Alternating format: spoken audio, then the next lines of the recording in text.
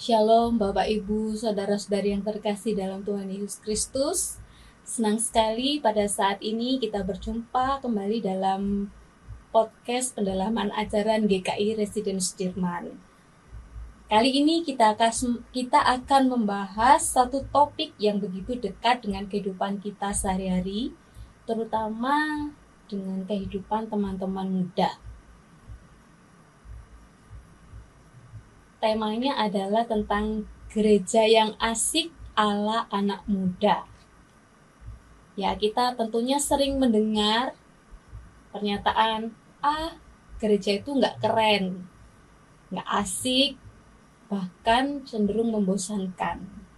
Namun, di sisi lain ada juga yang menemukan bahwa gereja itu menjadi rumah rohani dan sebenarnya mereka bisa menikmati gitu ya. Lalu sebenarnya apa sih yang salah dan apa tantangannya? Lalu anak muda punya peran apa di dalam gereja? Hari ini telah hadir bersama kita seorang pembicara. Beliau calon ibu muda, cantik, dan sekarang sangat aktif juga, walaupun sudah berbadan dua gitu ya, tetap aktif. Beliau melayani di Komisi Remaja gitu ya Kak. Iya, betul. Telah hadir bersama kita Kak Sintike. Iya. Shalom Kak. Shalom Kak Ratna. Bagaimana kabarnya hari ini Kak? Puji Tuhan, sehat. Sehat semangat ya. Harus semangat. Dan tetap energik gitu ya. Harus itu. Oke. Iya. Sebelum kita melanjutkan percakapan kita siang hari ini, saat ini kita akan berdoa terlebih dahulu. Oke. Tuhan Yesus, terima kasih karena kemurahan-Mu podcast ini boleh berjalan, podcast ini boleh terus memberkati umat-Mu dimanapun umat-Mu berada, supaya melalui podcast ini semakin iman kami Engkau tumbuhkan, semakin kedewasaan kami Engkau bentuk Tuhan. Kami mohon Engkau memberikan kami hikmat, Engkau memberikan kami pencerahan ketika kami membahas satu topik yang berhubungan dengan gereja dan anak muda. Kau urapi hamba-Mu Kak Sintike, Kau urapi juga hamba-Mu sebagai host. Kiranya kami boleh terus memberitakan tentang kebenaran firman-Mu bagi umat-Mu yang mendengar. Terpujilah nama-Mu ya Bapa, dalam nama Tuhan Yesus kami berdoa. Amin.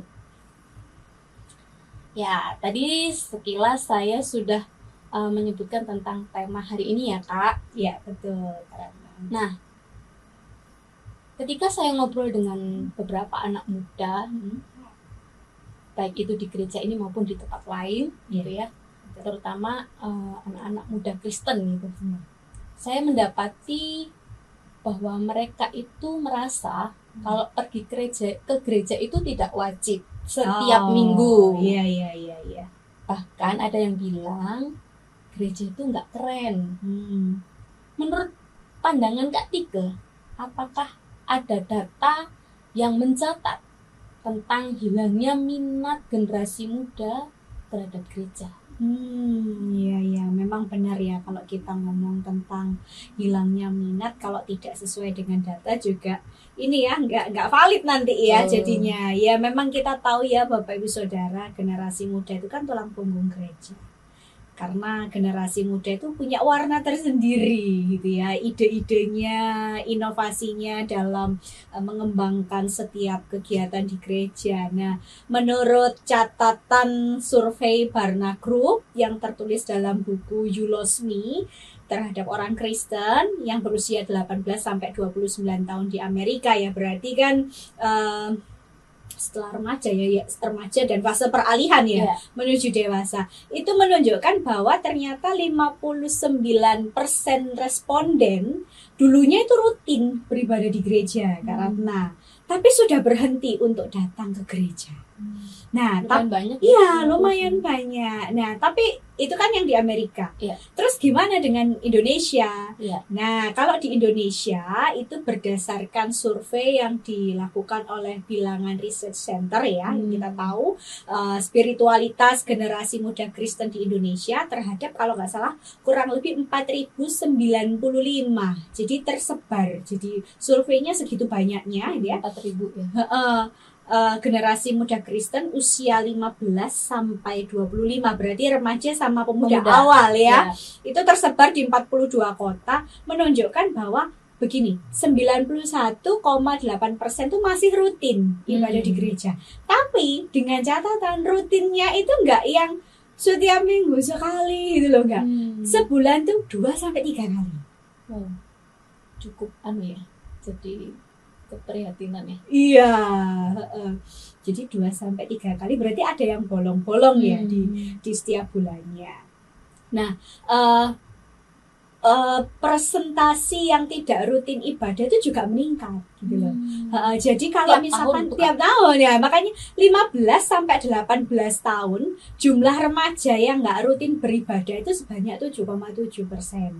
Terus meningkat lagi jadi 10,2% di usia 19 sampai 22 tahun. Terus meningkat lagi 13,7% itu di usia 23 sampai 25 tahun. Jadi semakin tahun semakin meningkat. Jadi semakin dia bertambah usia ternyata semakin mengalami peningkatan. Dan bahkan bisa dikatakan hampir 100% kalau dilihat dari rentang usia termuda sampai dewasa. Ya bisa jadi semakin tinggi presentasinya pada rentang usia berikutnya. Cukup mengejutkan ya Kak. Iya, kalau betul. Lihat presentase dari 4.000 orang dan itu per tahun ya, pasti kan jumlahnya berapa ya, lumayan lah ya. Sekarang angkanya di 13%. Iya, 13%. Yang mengalami penurunan dalam artian minat mereka terhadap gereja benar-benar mengalami penurunan signifikan ya. Signifikan. Nah, kalau dari data yang Kak Tika paparkan tadi ya, sebenarnya apa sih yang menjadi pergumulan internal gereja saat ini yang membuat minat generasi muda itu menurun terhadap gereja? Menurut Kak Tika apa? Berdasarkan beberapa sumber termasuk artikel dan juga data-data, termasuk apa yang saya amati ya Kak Ratna ya, yang mungkin itu yang juga dirasakan oleh rekan-rekan pembina, pendamping remaja pemuda ya. Yang pertama, kenapa kok generasi muda itu kehilangan minat dengan gereja? Ternyata yang pertama penyebabnya ini, kalau dari internal gereja ya, mereka merasa bahwa gereja itu kurang memberikan perhatian yang layak untuk mereka.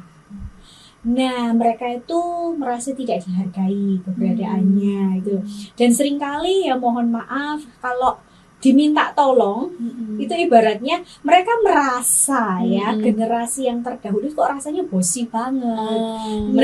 Main perintah itu, ayo kamu ini, kamu itu harus begini, tapi tidak mendapatkan pendampingan. Disuruh tidak ada pendampingan ya seperti itu. Jadi mereka merasa loh, kami ini sudah bekerja keras, tapi kalau ada kesalahan, kekurangan kok langsung dibenturkan. Nah itu. Nah kemudian Kak, yang kedua itu ternyata mereka melihat bahwa di internal gereja itu juga belum dapat memenuhi tuntutan perkembangan zaman, alias gap generasinya itu juga kentara. Dari generasi mungkin baby boomers sampai yang sekarang kan anak muda nih masih dipegang kuat sama Gen Z ya. 97 sampai 2012. Nah, bahkan bagi mereka itu kan dunia digital sangat penting. Nah, kalau dulu ketika kita beribadah itu ya wis onsite gitu kan. Onsite nggak bisa, ya pokoknya onsite lah. Sekarang ini kan mereka punya banyak pilihan. Bisa nonton YouTube online gitu ya. Nah, generasi muda itu menyalahkan begini, ada kalanya ada kalanya gereja menyalahkan perkembangan budaya zaman sekarang dibanding sebelumnya. Jadi kayak masih ada yang membanding-bandingkan loh, dulu zamanku begini, kok zamannya sekarang begini. Kayaknya nggak fleksibel dengan perkembangan. Iya, gap generasi itu Perubahan parah itu, banget kayak gitu. Jadi kan Alkitab juga gitu. Alkitab kan anak-anak pilih ringkes ya, lewat gadget. Sedangkan generasi terdahulu masih suka yang buku cetak. Nah itu juga dinilai apa itu gini-gini nih. Padahal buat mereka nggak masalah. Kayak gitu sih karena. Terus ada juga ini, mohon maaf, tidak bermaksud menyinggung atau tidak bermaksud apa gitu ya. Merasa bahwa para pemimpin gereja itu apa ya, tidak bisa dipercaya lah. Gitu. Jadi generasi muda itu kebanyakan menilai buruknya kepemimpinan dalam gereja. Terus merasa begini, ini aktivis, ini pemimpin, tapi kok munafik hidupnya. Tidak ada integritas gitu iya, ya. Maksudnya nggak sesuai, nggak konsisten. Nah itu, terus juga lihat apa ini, kok nggak punya visi untuk gereja. Jadi seperti itu. Sama ini yang terakhir, kalau yang internal gereja ya, si generasi muda zaman sekarang ini melihat kok rasanya kegiatan-kegiatan di gereja itu kurang menarik. Menarik dengan dia kurang menarik itu mereka ini kan gini, generasi zaman sekarang itu kan sukanya kegiatan yang memuaskan hatinya. Misalkan kayak rekreasi, healing lah ya, healing, olahraga, nongkrong bareng gitu lah. Nah, kegiatan gereja itu bisa jadi dirasa kurang menarik karena dianggap belum dapat memenuhi kebutuhan spiritual mereka. Jadi ketika mereka melihat, wah, ya memang mungkin ya gereja ngadakan nongkrong ala anak muda Kristen, tapi buat mereka yang mungkin sudah terlalu sering beracara di luar, nah itu akhirnya mereka mulai membandingkan karena kayaknya kemasan acaranya di gereja itu terlalu kaku gitu ya, kurang mungkin bisa seperti itu, apa namanya, kebiasaan mereka di luar untuk anak muda zaman sekarang gitu, mungkin maksudnya gitu ya. Iya seperti itu, karena kan mikirnya jadi lebih menarik di luar. Terus mereka mikir, wah ini kalau pasti begini, mereka mikir gini, oh pasti kalau di gereja ini ada hal yang berbau rohani gitu. Jadi semua dikemas dalam hal rohani, padahal juga ya kan ada yang ngadain olahraga bareng kayak komdes itu kan ada, nggak harus dikemas secara nggak dikit-dikit baca Alkitab gitu ya, ada komdes terus kayak reshoot, KR, KA kan ya, nggak melulu soal Alkitab juga ada kebersamaan yang dibangun. Jadi itu hal-hal internal yang Kak Tika amati tentang kendalanya ya.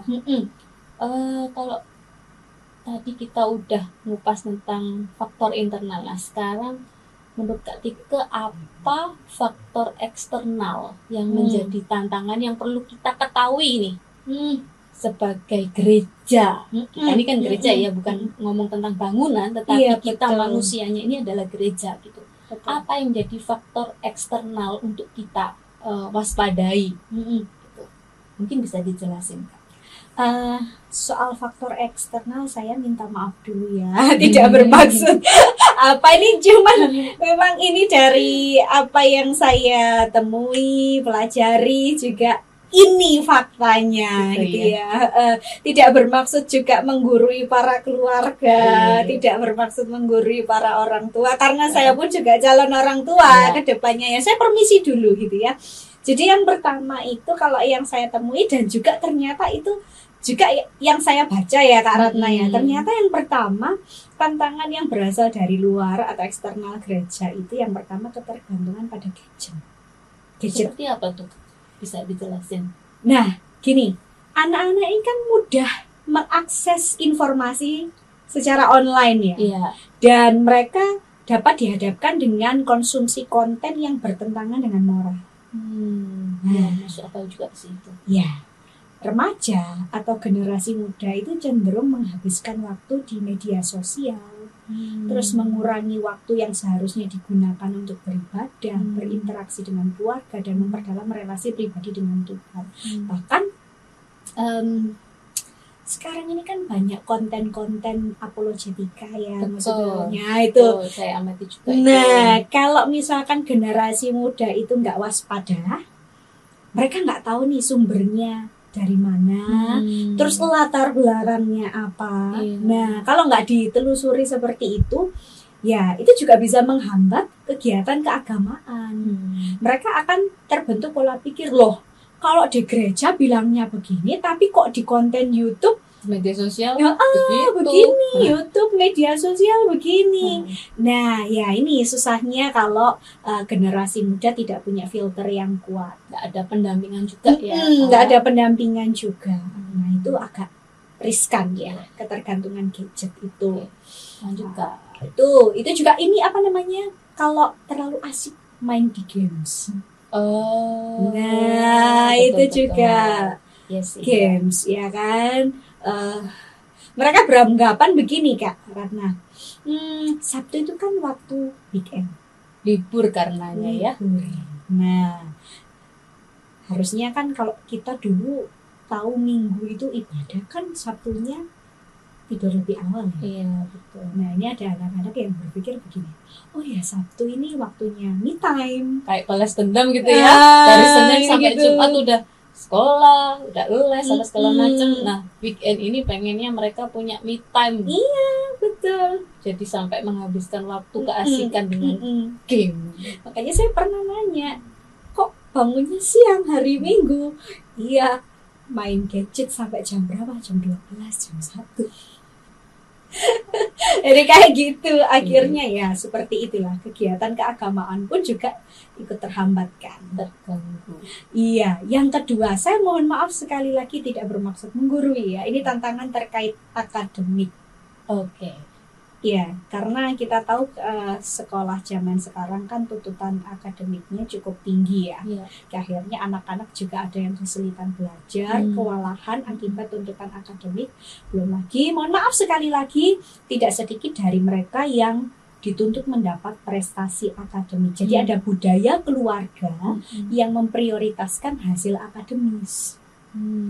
Dan orang tua itu menempatkan kesuksesan anak itu, kesuksesan akademik itu di atas kesejahteraan anak. Jadi ya itu yang membuat para remaja merasa kurang dihargai kalau mereka belum dapat memenuhi ekspektasi itu. Dan mereka akhirnya lelah dan ya karena tuntutan itu ya akhirnya ya saya tidak menyalahkan para orang tua, tidak menyalahkan para keluarga, karena pasti setiap keluarga orang tua kan pingin anaknya berprestasi pasti. Cuman ternyata anak-anak juga mengalami kewalahan karena jangankan ibadah minggu, latihan itu sudah ngos-ngosan, habis tenaga, habis waktu gitu ya.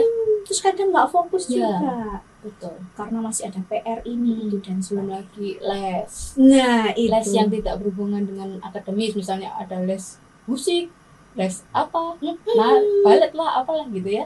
Kasihan ya mereka, jadi terkadang punya keinginan, punya passion, tapi terkadang passion mereka itu tidak terakomodir dengan baik gitu. Kayaknya itu memang perlu sesi tersendiri ya Kak. Iya, betul. Selanjutnya Kak. Selanjutnya ada pengaruh pergaulan teman sebaya. Oh iya. Iya betul. Karena kan kita tahu anak remaja, pemuda itu kan masih mencari pembentukan identitas diri ya. Kadang begini, usia remaja, pemuda itu sulit menolak godaan untuk berkumpul dengan teman-temannya. Ya. Kalau mereka menolak, ya hubungan sosial mereka bisa jadi dicibir. Betul. Nah, akhirnya ya kalau mereka punya masalah, menjadikan teman sebaya, teman-temannya, komunitasnya sebagai pelarian. Ya syukur-syukur kalau mereka dapat komunitas yang baik. Nah itu, kalau seumpama zong, ya itu. Ya mohon maaf ya, kadang remaja, pemuda kan sudah mulai dalam ini ya kisah cinta lah ya. Nah, kalau dapat yang baik, yang mendukung, ya aman gitu loh. Tapi kalau dapat yang rodok nyeleneh gitu ya, agak nyeleneh ya itu yang menjadi tantangan eksternal ya Kak. Iya betul. Oke, jadi yang tadi Kak Tike paparkan mulai dari faktor internal maupun eksternal yang menjadi tantangan gereja ya terhadap minat generasi muda saat ini terhadap gereja itu sebenarnya ternyata bukan tentang masalah liturgi ibadah atau tentang ibadah itu sendiri, tapi kalau saya amati itu lebih ke persoalan hidup sehari-hari yang dialami anak muda ya. Pertanyaan pentingnya Kak, menurut Kak Tike bagaimana menjembatani akan dua gap ini ya? Jadi kayak generasi muda itu punya harapan begini, sedangkan gereja itu juga punya harapan begini. Menurut Kak Tike bagaimana cara menjembatani supaya ketemu, supaya ya sebagai anak muda ini bisa menjadi generasi yang meneruskan gereja gitu ya? Betul. Iya, kadang gini, benar yang Kak Ratna sebutkan tadi. Kadang orang mikir, oh ini pasti ibadahnya nggak keren, nggak melulu itu. Iya. Kadang mungkin kalau saya berpendapat loh ya, ibadah itu jadi imbas atas pergumulan mereka. Iya. Jadi ketika mereka lagi chaos-chaosnya, lagi ada tekanan, kemudian ketika mereka datang di rumah Tuhan, mereka merasa kok begini, kok begitu. Jadi sebenarnya kompleks ya, bukan cuma soal liturgi. Nanti kita akan sedikit bahas juga. Nah, bagaimana caranya supaya kita ini menjembatani dua sisi atau gap yang berbeda ya Kak ya, apalagi di gereja kita kan banyak generasi gitu. Betul. Jadi yang pertama, nah ini yang memang butuh waktu ya, nggak bisa setahun 2 tahun. Harus ada lingkungan yang ramah bagi generasi muda. Seperti apa tuh Kak? Jadi gini, generasi muda itu kan butuh komunitas yang bersedia mendengarkannya. Menghargai keberadaan mereka dengan keunikannya. Mereka ini kan biasanya selalu punya ide-ide yang cukup betul. Nah terkadang jujur harus diakui bahwa kita sebagai generasi terdahulu ketika ada ide-ide yang rasanya kok extraordinary, langsung dikat. Ya mungkin kita sebagai aktivis atau apa bisa dengarkan dulu ya. Mendengar. Mereka butuh didengar. Gitu. Kita nggak tahu di luar sana mereka itu ada teman yang mau mendengar atau tidak. Atau mungkin mereka merasa bahwa gereja ini komunitas yang baik untuk aku, akhirnya dia bisa mencurahkan, memberikan ide-idenya. Nah, kalau kita mau mendengar itu kan kita juga belajar bahwa harus menghargai setiap lintas generasi. Nah itu Kak Ratna. Terus yang kedua, nah ini juga yang saya rasa menjadi pergumulan setiap gereja ya, bukan hanya di kota tapi di daerah, di pedesaan. Bagaimana kita perlu mengintegrasikan teknologi dalam dunia anak muda. Karena memang harus saya akui, tidak semua orang itu kan mahir dalam hal teknologi. Tapi sekarang ini sedikit demi sedikit, ya nggak usah Instagram lah jauh-jauh, Facebook lah ya. Masih lah ya, FB masih, walaupun mungkin yang generasi muda sudah nggak ya? Jarang. Saya juga udah nggak loh Kak. saya punya, tapi sudah malas buka. Iya, jadi gereja itu bisa menggunakan media sosial untuk dapat tetap terhubung, termasuk dengan anak-anak muda, sharing acara, kegiatan gereja, gitu ya. Salah satunya kan seperti kita hari ini podcast ya, gitu. Jadi kita bisa menjangkau bukan hanya generasi baby boomers aja, gitu ya, tapi Gen X, Y, Z. Kalau alpha, beta kan belum ya. Itu bisa dijangkau, itu mengintegrasikan teknologi. Terus ini penting juga. Jadi kita bukan hanya sebagai bos ya untuk anak muda, nggak dikenal bosi, tapi kita bantu generasi muda itu. Kamu minatmu pelayanannya apa sih? Minat pelayananmu apa? Diidentifikasi, diajarkan bagaimana punya kemampuan untuk melayani. Nah, misalkan kayak di gereja kita ini kan ada apa tuh, life group ya, life group. terus cell group ya kayak gitu itu Mm-mm. bisa. Jadi ada mentor-mentor, pendamping, Jadi kelompok fasilitator. kecil gitu ya untuk Iya. memfilter apa yang menjadi minat mereka ya. Betul. Nah, itu penting. Terus ya anak muda jangan dilupakan, ditinggalkan, tapi tawarkan pelayanan kepemimpinan. Memang kalau melibatkan pemuda, melibatkan anak-anak remaja atau generasi muda ya pasti namanya orang belajaran kan masih terseok-seok. Ya. Tapi dengan mereka belajar seperti itu akhirnya mereka ngerti, oh bergereja itu seperti ini loh, berelasi dengan umat itu seperti ini loh. Jadi mau tidak mau ketika mereka punya idealisme tertentu kemudian bertemu juga dengan latar belakang gereja dan sebagainya, mereka mau tidak mau kan harus belajar. Memang awalnya kita akan berhadapan dengan mungkin ya generasi muda yang aku punya idealisme seperti ini, tapi seiring berjalannya waktu mereka akan belajar seperti itu. Nah terus juga nah ini yang nggak boleh dilupakan adalah mengapresiasi, menghargai mereka ya akan usaha mereka gitu ya maksudnya. Jadi setelah acara berhasil atau setelah mereka berhasil melakukan sesuatu lah, mendukung kegiatan gereja, jangan ditinggal. Oke, makasih ya, udah selesai nggak? Diajak ngobrol, diberikan pujian, penghargaan itu kan sesuatu yang menyenangkan ya. Akhirnya mereka nggak kapok. Oh iya, ketika aku terlibat dalam sebuah kegiatan gereja, maka aku tidak ditinggalkan. Nah, aku nggak hanya dibiarkan terbentur oleh banyak pihak yang merasa kontra denganku. Nah, tapi ada apresiasi. Nah, terus yang terakhir yang penting ini Kak. Apa itu Kak? Yang lupa juga kadang dilakukan oleh gereja, mewariskan tradisi gereja. Iya. Tradisi gereja penting sih. Contohnya kayak apa? Gini, gereja dan anak muda itu perlu mengerti bahwa kita ini bukan hanya ikut arus perkembangan zaman, tapi juga belajar mengenal sedari kecil tentang tradisi gereja. Nah, contoh nyata aja adalah ini, contoh nyata ya. Wagu KJN KBBKJ. Iya loh. Jadi yang menjadi akar dari gereja tradisi ya itu juga perlu ditanamkan.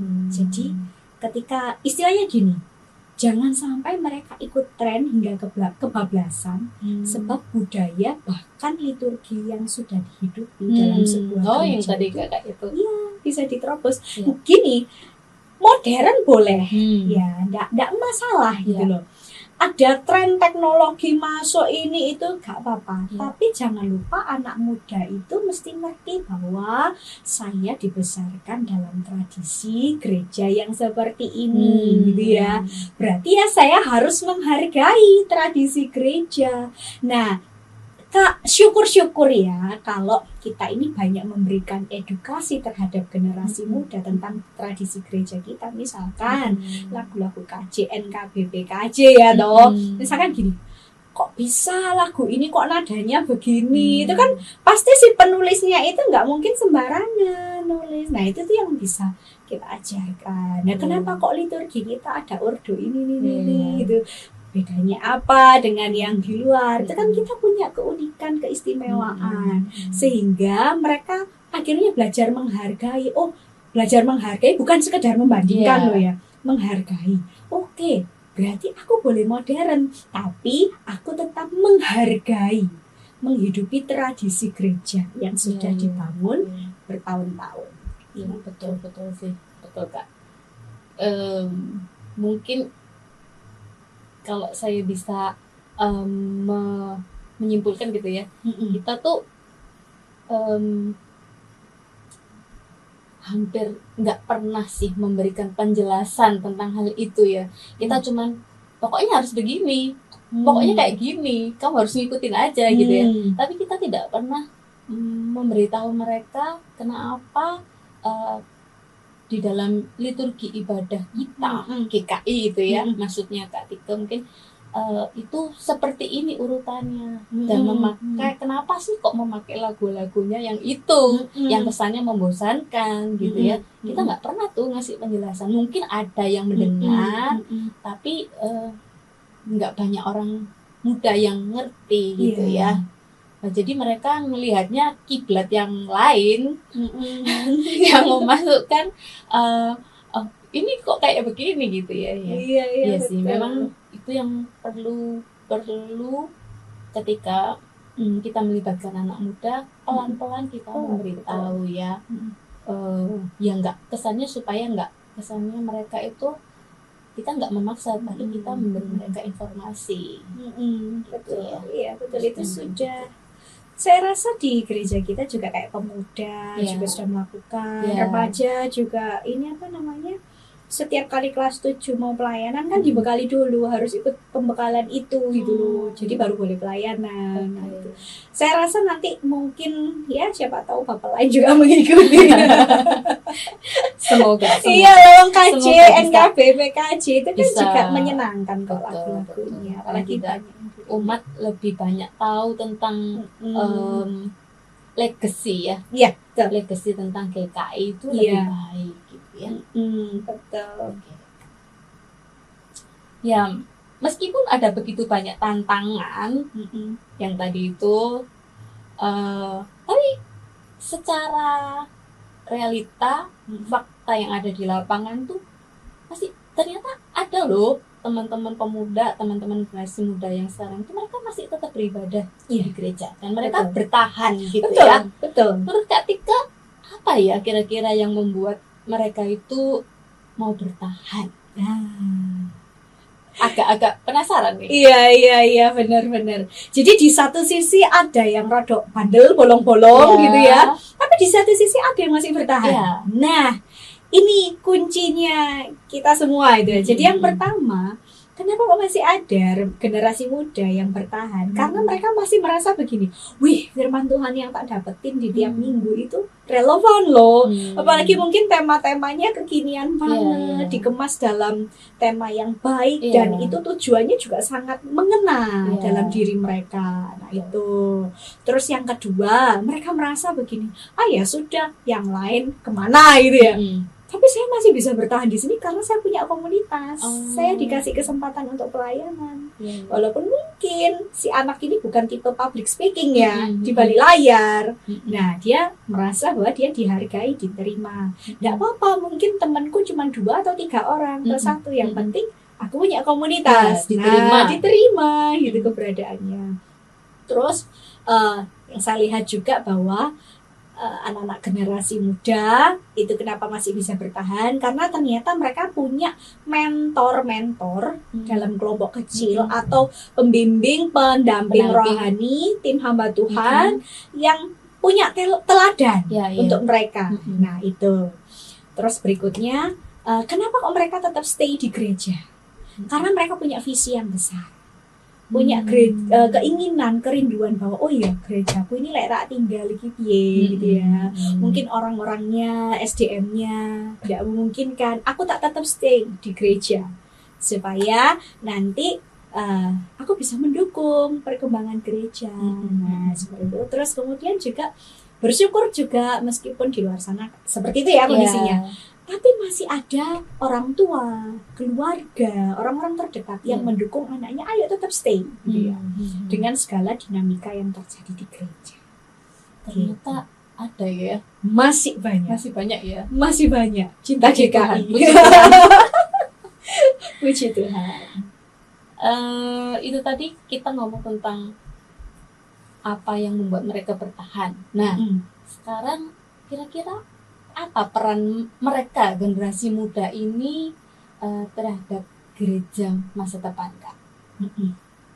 Iya, jadi setelah kita bicara panjang lebar ya Kak ya tentang kondisi generasi muda, kita mesti kembali ke dalam firman Tuhan ya. Generasi muda mesti diingatkan tentang peran mereka untuk diri mereka, gereja, dan juga masa depan. Oleh karena itu saya coba menggali dari dua bagian Alkitab. Itu dari Efesus pasal 2 ayat 10 dan juga 1 Timotius pasal 4 ayat 12. Jadi gini, yang pertama, gereja perlu mensyukuri kehadiran anak muda sebagai anugerah Tuhan, anugerah dari Tuhan ya, dalam persekutuan kita semua ya. Sebagaimana yang tertulis dalam Efesus pasal 2 ayat 10 berkata demikian, karena kita ini buatan Allah diciptakan dalam Kristus Yesus untuk melakukan pekerjaan baik yang dipersiapkan Allah sebelumnya. Ia mau supaya kita hidup di dalamnya. Nah, dalam ayat ini Paulus ini banyak bicara soal anugerah. Ya, diciptakan dalam Kristus Yesus itu kan anugerah Allah kepada setiap umat, setiap kita. Nah, ini juga menunjukkan bahwa manusia, kita semua, lintas generasi, itu diciptakan dalam kasih Allah. Nah, untuk melakukan pekerjaan baik. Nah, pekerjaan baik itu maksudnya adalah pekerjaan yang bermanfaat, terhormat, baik, ya. Dan ini nggak bisa dipisahkan dari diciptakan dalam Kristus Yesus. Artinya setiap orang yang diciptakan dalam kasih Allah, kita semua itu dipersiapkan untuk melakukan pekerjaan baik. Nah, pekerjaan baik di dalam bergereja ya itu dapat dilakukan hanya karena anugerah Allah. Nah, karena itu kita sebagai gereja perlu berefleksi bahwa Tuhan itu memanggil setiap orang ya dengan berbagai latar belakang usia, generasi muda, generasi manalah yang terdahulu itu untuk saling melayani melalui kemampuan yang dimiliki. Nah, gereja ini kan milik Allah, buatan Allah. Di dalam Kristus kita dapat pengampunan dosa. Di dalam Kristus kita semua dipersatukan. Dibangun menjadi satu bangunan yang kita melakukan pekerjaan baik bagi kemuliaan Allah. Nah, oleh karena itu sekali lagi gereja bukan hanya sekedar bangunan ya, tapi kita tubuh semua Kristus, orang tubuh Kristus ini kudu mesti ngerti bahwa apa yang kita lakukan itu semua hanya karena anugerah. Bahkan keberhasilan pelayanan yang sudah dilakukan generasi terdahulu atau mungkin generasi yang masa kini, generasi Z ya, Gen Z ya, yang kita ngomongin generasi muda Gen Z bisa pelayanan meskipun terseok-seok. Itu kan semua pelayanan itu bisa terjadi itu kan juga karena anugerah Allah. Nah, itu. Nah, kemudian yang kedua dalam ini 1 Timotius pasal 4 ayat 12. Ini kan nasihatnya siapa itu Paulus untuk Timotius ya, rekan pelayanannya. Kan ayat yang familiar buat kita. Jangan seorang pun menganggap engkau rendah karena engkau muda. Jadilah teladan bagi orang-orang percaya dalam perkataanmu, dalam tingkah lakumu, dalam kasihmu, dalam kesetiaanmu, dan dalam kemurnianmu. Nah, kalau kita melihat konteksnya saat itu, Timotius ini kan masih muda, rekan kerja yang sangat dipercaya ya sama Paulus ya. Tapi sekali lagi Timotius juga bukan orang yang sempurna loh. Ya, dia yang namanya orang muda terus pelayanan kan pasti ada mindernya ya Kak ya. Nah, Paulus ini ingin menguatkan si Timotius untuk tetap jadi orang yang berwibawa meskipun usianya masih muda. Ayo jaga hidupmu Timotius, jaga kehidupanmu supaya menjadi teladan, memperdalam kitab suci dan juga memberi pengaruh yang positif untuk komunitasnya. Nah, ayat ini juga mengingatkan kepada generasi muda bahwa jangan sampai usia muda itu menjadi menghambat ya, penghambat kinerja dan tanggung jawab kita. Nah, ada kalanya mungkin juga generasi muda perlu melawan mindernya mereka, nggak pedenya mereka ketika harus bekerja bersama dengan generasi terdahulu. Misalkan, kan kadang anak muda itu mesti begini. Oh, misalkan ditawari panitia ya atau pengurus, nanti ada siapa di situ? Ya kan? Nah, itu pasti ya itu karena mereka minder, nggak pede, takut nggak ada teman. Ya, seperti itu ya. Nah, intinya begini, generasi muda itu nggak akan mampu jadi teladan dan berperan penting dalam gereja kalau mereka ini masih terpaku siapa, apa, bagaimana, dan juga pengalaman masa lalu.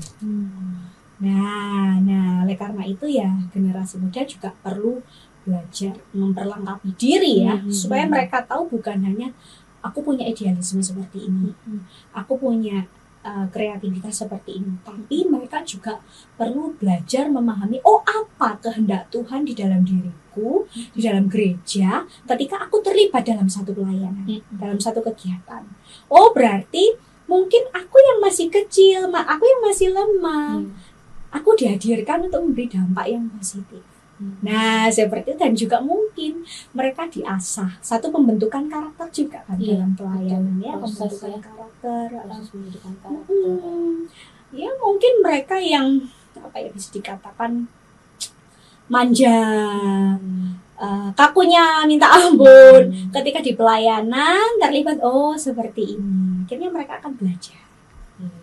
Ya ini akhirnya kan dimanapun generasi muda berkarya, bahkan di gereja ya mereka harus punya teladan ya, jadi teladan. Jadi kalau nggak gitu, kalau mereka tidak memahami pentingnya keberadaan mereka untuk gereja, diri sendiri dan masa depan, ya mereka akan melakukan segala sesuatunya sebagai beban, bukan anugerah. Ya sih, ya semestinya itu memang yang kita, kalau saya boleh meminjam istilah kata, kita itu orang-orang yang dipercaya Tuhan lebih dahulu masuk di dalam gereja. Kita bukan hanya sekedar menjadikan mereka alat untuk pencapaian sesuatu, tidak, tetapi kita ini mesti mempersiapkan mereka ya. Betul, mempersiapkan mereka untuk menjadi pilar-pilar kegerakan rohani gitu ya. Kalau saya tangkapnya seperti itu. Dan kita ini yang sudah terlebih dahulu ini mesti menangkap semua maksud Tuhan yang dihadirkan lewat generasi muda. betul. Nah, itu diperlukan menurut saya bukan hanya keteladan, tapi yang paling penting adalah kerendahan hati. Iya, betul. Untuk bisa memberi ruang bagi generasi muda saat ini. Betul. Mungkin mereka memiliki pemikiran yang berbeda dengan kita. Iya, betul. Namun kita perlu memiliki kerendahan hati untuk menangkap maksud Tuhan. Iya. Walaupun mungkin secara jam terbang gitu ya. Kalau saya sudah pernah pelayanan di sini dengan peran di sebagai apa-apa mungkin sudah itu. Tapi ketika ada dalam sebuah kepanitiaan, contohnya ada seorang muda atau beberapa orang muda masuk gitu ya, mereka yang baru selesai di CD atau dibaptis gitu ya, mereka terlibat di situ, kita melibatkan mereka. Ketika berdiskusi, berikan mereka ruang gitu ya untuk menyampaikan idenya. Seumpama ada ide mereka yang mungkin tidak sesuai, kita juga sebagai yang lebih dewasa secara rohani, saya ngomongnya ya, bukan hanya berpengalaman di lapangan, tapi juga dewasa secara rohani, seperti yang dilakukan Paulus tadi ketika mencontohkan terhadap Timotius. Kalau mau negur ya mesti tahu tempat gitu ya, tahu caranya gitu ya, menggunakan bahasa yang tepat, supaya mereka tidak merasa dikat, supaya mereka memiliki kepercayaan diri ketika mau melakukan apa yang menjadi ide mereka. Betul sekali. Kalau saya ngomongnya, kita ini adalah gembala gitu ya.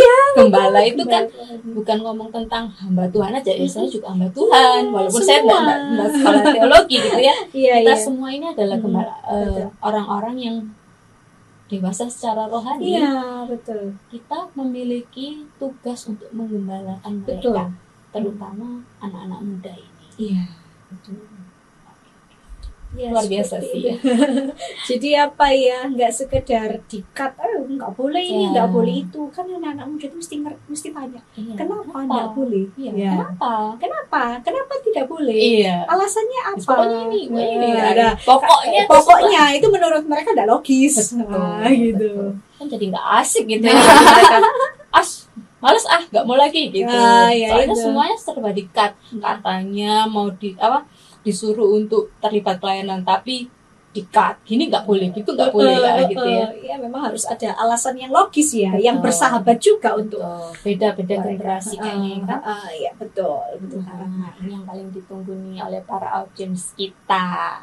Coba closing statementnya buat generasi muda GKI Residen Sudirman terutama nih Kak. Ayo. Ya ini kebetulan kita kan tanggal 31 Oktober ya tayangnya. Iya, ini kita betul. memperingati Hari Reformasi Gereja.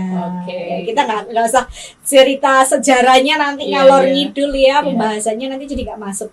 Jadi biarlah begini, spirit Reformasi Gereja, Ecclesia Reformata Semper Reformanda Secundum Verbum Dei. Gereja harus terus-menerus diperbarui sesuai dengan firman Allah, dan kita sebagai generasi muda itu perlu menyadari, dan juga gereja juga ya harus punya prinsip atau catatan begini. Gereja terus-menerus berbenah diri dalam menghadapi perubahan zaman yang ada, itu boleh Ya. tapi tidak mengabaikan kehidupan rohani. Tidak mengabaikan kehidupan spiritual. Gereja boleh berbenah diri terhadap perubahan zaman. Ya, Namun tetap tidak mengabaikan dengan kehidupan rohani. Jangan sampai kita sebagai gereja ikut perkembangan zaman, ngikuti generasi muda, tapi nilai spiritual itu nggak ditanamkan. Terus juga generasi muda jangan kebablasan, tapi habis gitu tradisi gereja terlupakan. Nah, seperti itu. Iya, jadi boleh berbenah diri, tapi jangan lupakan kehidupan spiritual. Boleh mengikuti perkembangan teknologi, gitu ya. Boleh. Namun tetap spiritual dari generasi muda tetap menjadi fokus utama. Pertumbuhan iman. Iya. Gitu ya. Terus kemudian pengajaran-pengajaran. Iya, itu perlu ditekankan. Yang GKI berikan itu kita tetap harus perdengarkan terus, tetap ajarkan terus ya, supaya mereka tidak terombang-ambing dengan berbagai macam pengajaran yang ada di media sosial. Ya, harusnya cepat soalnya. Oke. Gitu. Ya, sekali lagi memang gereja bukan berisi orang sempurna. Setiap generasi punya kelemahan tapi dan ada kekuatannya. Tapi kelebihan dan kekurangan setiap generasi kan tetap dipakai Tuhan. Iya. Betul. Saling melengkapi satu sama lain. Gitu aja Kak Ratna. Wah, diskusi kita pada hari ini begitu luar biasa ya. Semoga teman-teman generasi muda dimanapun kalian berada jangan menyerah gitu ya. Tetap semangat walaupun ada begitu banyak tantangan yang akan kita hadapi.